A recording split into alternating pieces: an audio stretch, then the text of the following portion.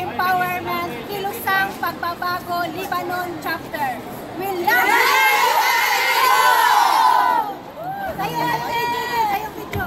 Hello everyone, especially to Tatay Digong.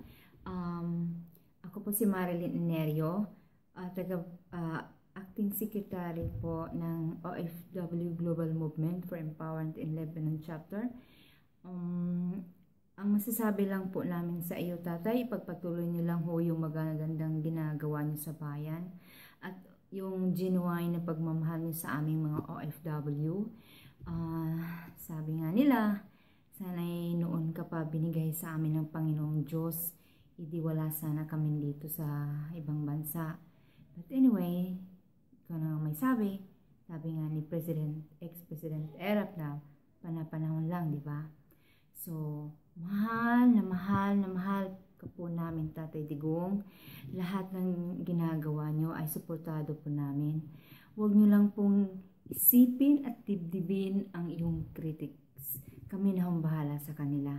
Basta ang ilagay nyo sa isipan nyo, mahal na mahal ka namin at suportado ka namin. Kaya ka po nanalo. And one thing is, maraming salamat po sa pagtupad nyo sa iyong pangako during campaign period. At kami po'y naniniwala sa inyo. And, ano pa ba? Basta,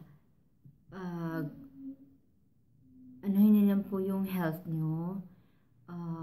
Huwag niyo pong babayaan yung kalusugan nyo dahil sa inyo po kami umaasa. And pati yung kinabukasan ng apo namin, mga anak namin, sa iyo po nakasalalay. And maraming salamat po, Tatay Digong. Mabuhay po kayo at sana naway bigyan pa po kayo ng malakas na katawan ng Panginoong Diyos para ipagpatuloy yung mga ginagawa mo. Kung pwede ka ho lang namin i-elect sa susunod na eleksyon, gagawin ho namin yan. Kung po pwede lang ho. Pero ewan lang. Titingnan muna namin.